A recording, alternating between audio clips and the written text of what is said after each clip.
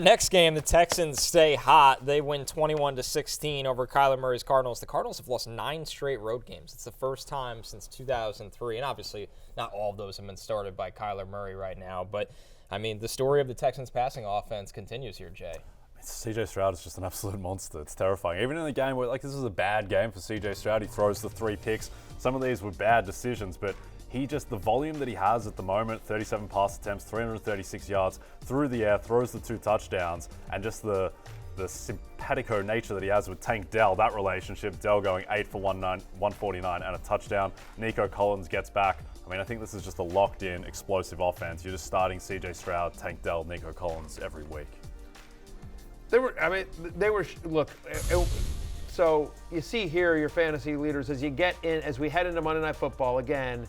Tank Dell shows up as the 3rd best wide receiver in football, and I need a ruling here from you guys, if you don't mind. I asked this on Twitter. I didn't get a ton of responses. People were divided, but most people said yes, absolutely. Which is, are you allowed to victory lap your victory lap, which was around victory lapping your victory lap? Yeah, so it's like when DiCaprio wakes up on the beach in Inception and he doesn't know how deep into the dream that he's gone. Yes, you can do that, Matthew. It's your show. Do we have the tape, Adam? Go ahead. We do not have the tape, I'm being told. Yes. So in essence, basically, which is disappointing, which is a backup producer, what are you going to do? Look, the fact is, what we were going to do is because again, previously I had victory lapped my victory lap, which was a victory lap of my original preseason call of Tank Dell's going to be a thing, guys. Go get it. And we've talked up Tank Dell quite a bit this entire year, and so I've been victory lapping my victory laps, not actually victory lapping the call, but now victory lapping my victory laps. Tank Dell is looking very thing-ish at the moment.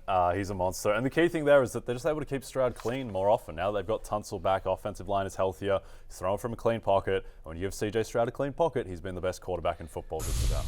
Over the last 3 weeks, you see what CJ Stroud has done over his last 3 games, right? Just ridiculous, right? Over 300 yards in each three of these games. He's got 9 touchdowns. I just did that math right here in my head. I don't want to brag. Hesitate a bit. Well, I wanted to count it up in my head, but immediately didn't have to use my calculator app or anything like that. Literally just counted up in my head.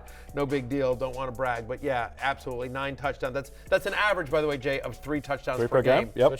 He's averaging over 300 passing yards per game and 3 touchdowns the last 3 weeks. By the way, during that stretch, here's the entire list of wide receivers that have more fantasy points than Tank Dell over the last 3 weeks.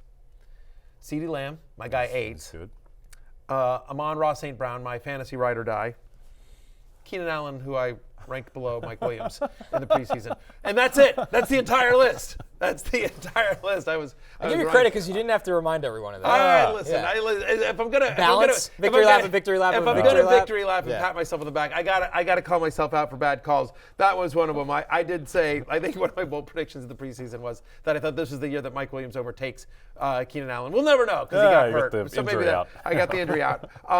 But anyway, that's how good Tank Dell has been. He's literally the 4th best wide receiver in fantasy over the last 3 weeks. And I think when you watch these games, some of it was, Nico Collins was banged up. So, but the fact of the matter is, against a run funnel defense in Arizona and with Nico Collins back, Tank Dell not only put up huge numbers here, Jay and Connor, but he looked the part. Yeah. That's the thing. This isn't like fluky production.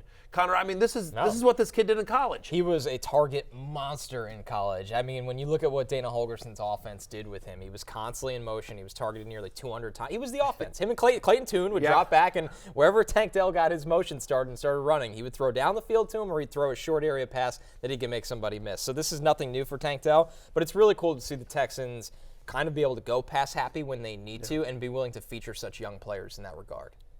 Okay, so I thought you had a joke lined up, Matthew. I did, but I wasn't about Tank Dell. Okay, no, that could very. It was good. just all I was going to say was I want to take a moment here.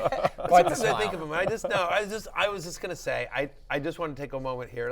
I was just making a joke to make a joke about Adam, who works very hard here at the show. I apologize. He does a bunch of different stuff for us here at NBC Sports and specifically Happy Hour and pregame. He is not the backup producer. That's Pete. Oh man, there it is. Last thing on this game, Connor, Devin Singletary. Yeah, just continue. I mean, I started Devin Singletary yesterday over Josh Jacobs, Ken Walker. Did it with confidence, and he's just a locked in. You feel good about that now. Yeah, I mean, Ken Walker obviously gets hurt. I don't know if Dameon Pierce gets this job back. No, I think so. Why should he? I mean, 100%. So they play. The schedule isn't great coming up, right? So here's the only downside here. Houston is home to Jacksonville, pretty good defense. Home to Denver, a very improved defense. At the Jets, defense is all they got. And then at Tennessee, which is never easy. There's a Cleveland game coming up as well after that, I think. So it's not So we will see, but I don't know. I think until further notice, and even if Dameon Pierce comes back, the Texans are rolling in a game in which, to your point, real life wise, the Cardinals were plucky. Cardinals should have won that game. They covered. We talked about this on pregame. We liked them to cover. But there was a lot of fourth downs that they didn't convert that they should have. Like Kyler made some bad throws on fourth down. Like that's a game, honestly, the Cardinals should have won. I think Houston knows they're lucky to get away with a win there. Credit C.J. Stroud and the offense for putting them on their back. But I think the schedule does get tougher. But even if Dameon Pierce comes back, I just don't know how the Texans say we're going away from what's working. Like, and until further notice, you are starting Tank Dell, Nico Collins, and Devin Singletary. And C.J. Stroud, just point blank. Yeah, I mean, the note about Singletary being their first rusher with back-to-back 100-yard games since 2018 is just, I mean, what Who was it was it Arian Lamar Foster? Miller. Lamar Miller. Yeah. Lamar Miller. Yeah, that's a good trivia question. Those For are the As we're talking about, Devin like Singletary of his era. You're right. I mean, yes. No, but what's so funny is we were just talking about if the Texans make the playoffs and they bring back all the great Texans over the years, since you got Arian Foster, you got Andre Johnson, Don't have Deshaun Watson. Matt Schaub. Matt Schaub has to be there.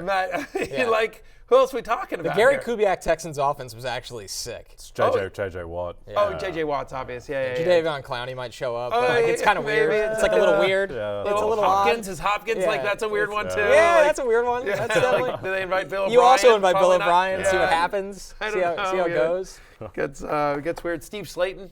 Does Steve Slayton? I'll tell you who's Random- not naming invited. random Texans. I know who's not invited. Who's that? Deshaun Watson is Yeah, absolutely not no. invited. He's probably not. He's He's not probably not getting the invite. He'll Yeah. have to watch on TV. All right. Let's see. Kyler Murray is the other thing to Yes. know from this game. And look, he didn't have an amazing stat line, but again, he just looks like Kyler Murray. He's taking some brutal hits is the only thing. He needs to protect himself a little bit more, but he runs in a touchdown using his legs. Athletically, he looks like the exact same guy as he was before the injury. So Kyler Murray, I think he's just a locked-in starting quarterback top 12. He did not play great in this game, to your point. Like, again, there were a lot of, must have it, gotta have it. And credit the Cardinals defense. They kept getting the ball back and getting turnovers from C.J. Stroud. But, they missed on a lot of fourth downs. And you see it right there, under 215 passing yards, just 20 completions, a lot of them short. And yet, still, because of the rushing, he finishes as the 7th best quarterback in fantasy as we head into Monday Night Football. He's been a top 7 quarterback each of the last 2 weeks since he's returned.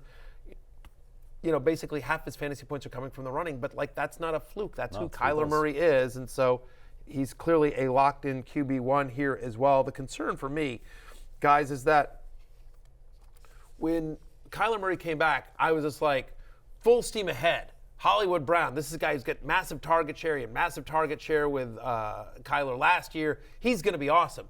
Well, he has been #not awesome. Yeah. He's been bad. I think it's just something where they've had 3 different quarterbacks. Kyler is a new offense unto himself, and this is game 2 with Kyler. I would expect that Marquise Brown has a big finale, and there's not much else going on with this offense. Certainly yesterday, Greg Dortch going 6 for 76 is weird. Rondale Moore catches the bomb touchdown, then never seen again. It's just a strange offense, but I would expect that ultimately it's going to be Trey McBride and Marquise Brown, even if it wasn't yesterday. Yeah, I would. Go ahead. What were you going to say? I was going to say what was cool about the Rondale Moore touchdown, though, is that when Jonathan Gannon got this job, it was something that he envisioned. Take a listen. Hey, what's up, man? How you doing? Good. Good. Shoo, shoo, shoo, shoo, shoo. Shots, explosives. You can run. That's not like what Dan Campbell does. Very anti-Dan Campbell. By the way, that's how Adam, the producer, greets us. Right. That's kind of the awkward interactions that we have with Adam, producer Adam. Yeah, shoo, shoo, boom, boom. It's right up your alley. You know what it is? You know what that reminds me of? It just.